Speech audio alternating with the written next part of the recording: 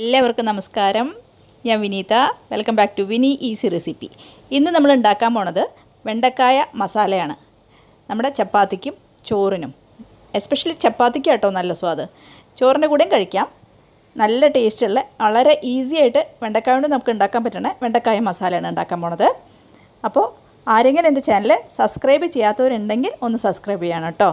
അതുപോലെ ലൈക്ക് ചെയ്യുക, ഷെയർ ചെയ്യുക, കമൻറ്റും എഴുതുക. അപ്പോൾ നമുക്ക് പോയിട്ട് വെണ്ടക്കായ മസാല എങ്ങനെ ഉണ്ടാക്കാൻ നോക്കാം. മസാല ഉണ്ടാക്കാൻ വേണ്ടിയിട്ട് ഞാനൊരു 1/2 കിലോ വെണ്ടക്കായാണ് എടുത്ത് വെച്ചിരിക്കുന്നത്. അത് ഇതുപോലെ നിങ്ങൾ കട്ട് ചെയ്ത് വെക്കണം കേട്ടോ. മസാലയ്ക്കായിട്ട് 2 ഉള്ളി എടുത്ത് വെച്ചിട്ടുണ്ട്, 1 തക്കാളി എടുത്ത് വെച്ചിട്ടുണ്ട്, 3-4 വെളുത്തുള്ളി, പിന്നെ 1 കഷ്ണം ഇഞ്ചി, 2 പച്ചമുളകാണ് എടുത്ത് വെച്ചേക്കുന്നത്.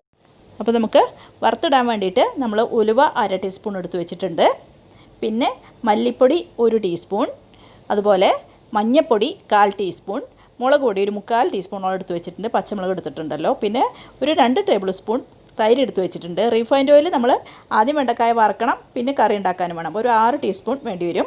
പിന്നെ ആവശ്യത്തിന് ഉപ്പ്. ഇത്രയാണ് മസാലയ്ക്ക് വേണ്ടത്. നമ്മൾ പാൻ അടുപ്പത്ത് വെച്ചു. നമുക്ക് ആദ്യം വെണ്ടക്കായ വറുത്തെടുക്കണം. ഇനി നമുക്ക് അതിലേക്ക് 3 ടീസ്പൂണോളം റീഫൈൻഡിൽ ഒഴിച്ചു കൊടുക്കാം. റീഫൈൻഡ് ഓയിൽ നമ്മൾ 3 ടീസ്പൂൺ ഒഴിച്ചു കൊടുത്തു. ഇനി നമുക്ക് അതിലേക്ക് വെണ്ടക്കായ ഇട്ട് കൊടുക്കാം.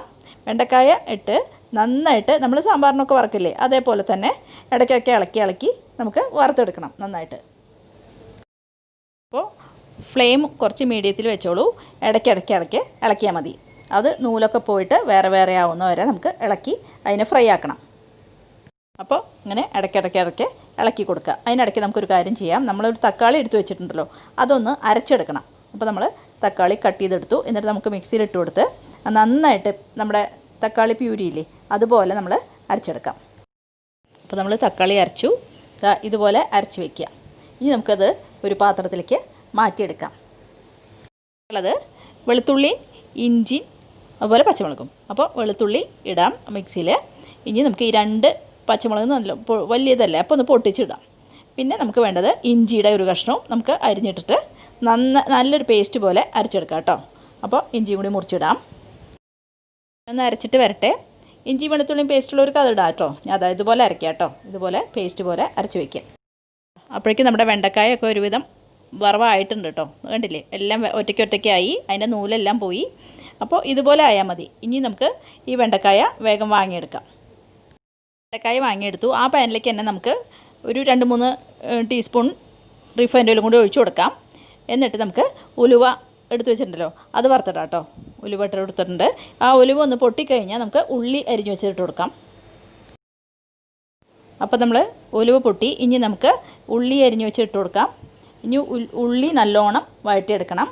അതിനായിട്ട് നമുക്ക് ഉള്ളിയിലേക്ക് കുറച്ച് ഉപ്പിട്ട് കൊടുക്കാം. കുറച്ച് ഉപ്പ് ചേർക്കാം. ഉപ്പ് ചേർത്ത് നന്നായിട്ട് വഴറ്റി കൊടുക്കാം. ഇനി നമുക്ക് ചേർക്കേണ്ടത് നമ്മൾ അരച്ച് വെച്ച ഇഞ്ചി, പച്ചമുളക്, വെളുത്തുള്ളി, അതിൻ്റെ പേസ്റ്റാണ്. അപ്പോൾ നമുക്ക് ആ പേസ്റ്റ് ഈ ഉള്ളിലേക്ക് ഇട്ട് കൊടുക്കാം. അപ്പോൾ വെളുത്തുള്ളി, ഇഞ്ചി, പച്ചമുളക് അരച്ച് വെച്ച് നമ്മൾ ഇട്ട് കൊടുത്തു. ഇനി നമുക്ക് നന്നായി വഴറ്റി കൊടുക്കാം. അതിൻ്റെ പച്ചമണം മാറുന്ന വരെ നല്ലോണം വഴറ്റാം. നല്ലോണം വഴറ്റി അതിൻ്റെ പച്ചമണമൊക്കെ പോയി തുടങ്ങി. ഇപ്പോൾ നിറം തന്നെ മാറിയല്ലോ. ഇനി നമുക്ക് ഇതിലേക്ക് തക്കാളി അരച്ച് വെച്ച് ഒഴിച്ചു കൊടുക്കാം. തക്കാളി ഒഴിച്ചു കൊടുക്കാം. തക്കാളി നന്നായിട്ട് ഇളക്കി കൊടുക്കുക. നന്നായിട്ട് ഇളക്കി കൊടുത്ത് അതിൻ്റെ പച്ചമണം നല്ലോണം പോകണം കേട്ടോ. അപ്പോൾ അതിൻ്റെ നിറം തന്നെ മാറും. ഇപ്പോൾ നിറം തന്നെ മാറി.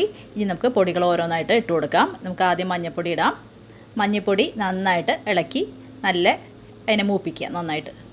ഒരുവിധം മൂത്ത് കഴിഞ്ഞാൽ നമുക്ക് അതിലേക്ക് മല്ലിപ്പൊടി ചേർക്കാം. മല്ലിപ്പൊടി 1 സ്പൂൺ ഇട്ട് കൊടുത്തു. ഇനി നമുക്ക് നന്നായിട്ട് നല്ലോണം വഴറ്റണം. കുറച്ച് നേരം 2 മിനിറ്റ് മല്ലി മൂക്കണം, അതുവരെ നമ്മൾ വഴറ്റുക. ഇനി നമുക്ക് മുളക് പൊടി ചേർത്ത് കൊടുക്കാം. ഇനി നമുക്ക് നല്ലോണം മുളക് പൊടി നല്ലോണം മൂക്കുന്നവരെ നല്ലോണം ഇളക്കുക. നല്ലോണം ഇളക്കിയതിന് മസാല നല്ലോണം മൂക്കുന്നവരെ ഇളക്കി ചേർക്കുക നന്നായിട്ട്. തൈര് ഒഴിച്ചു കൊടുക്കാം. നമ്മുടെ മസാല മൂത്തു, തൈര് ഒഴിച്ചു. ഇനി നമുക്ക് നല്ലോണം ഇളക്കി ഒന്ന് യോജിപ്പിക്കാം. നല്ലോണം ഇളക്കി യോജിപ്പിക്കുക. നമുക്കതിന് നിറം തന്നെ കണ്ടാൽ മനസ്സിലാവും. നല്ല തിക്നെസ്സും വന്നു ഗ്രേവിക്ക്. വേവാൻ വേണ്ടിയിട്ട് നമുക്കൊരു 1/4 കപ്പ് വെള്ളം നമ്മൾ ചേർത്ത് കൊടുക്കുന്നുണ്ട്. നന്നായിട്ട് ഇളക്കി കൊടുക്കുക. 1/4 കപ്പ് തന്നെ മതി കേട്ടോ. ആ മസാല വേവാനുള്ള വെള്ളം മതി. അതിന് ശേഷം നമുക്കൊന്ന് അടച്ച് വെച്ച് 2 മിനിറ്റ് വേവിക്കണം. 2 മിനിറ്റ് ഈ ഗ്രേവി ഒന്ന് അടച്ച് വെച്ച് വേവിക്കാം. ഇനി നമുക്ക് തുറന്ന് നോക്കാം. നമ്മുടെ മസാല വെന്ത് കാണും.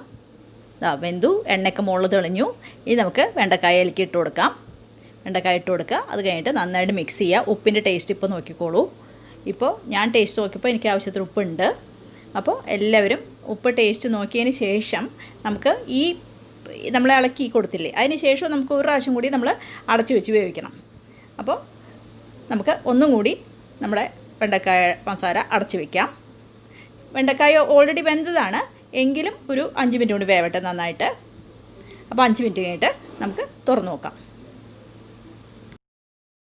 അപ്പോൾ ഞാൻ പാൻ തുറന്നു. നമ്മുടെ വെണ്ടക്കായ മസാല തയ്യാറായി.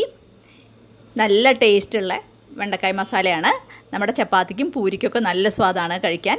ചോറിൻ്റെ കൂടെ നല്ല ടേസ്റ്റ് ഉണ്ട്. അപ്പോൾ നമുക്ക് ഇത് സെർവിങ് ബോളിലേക്ക് മാറ്റാം. അപ്പോൾ നമ്മുടെ വെണ്ടക്കായ മസാല തയ്യാറായിട്ടോ. എല്ലാവരും ഒന്ന് ഉണ്ടാക്കി നോക്കണം.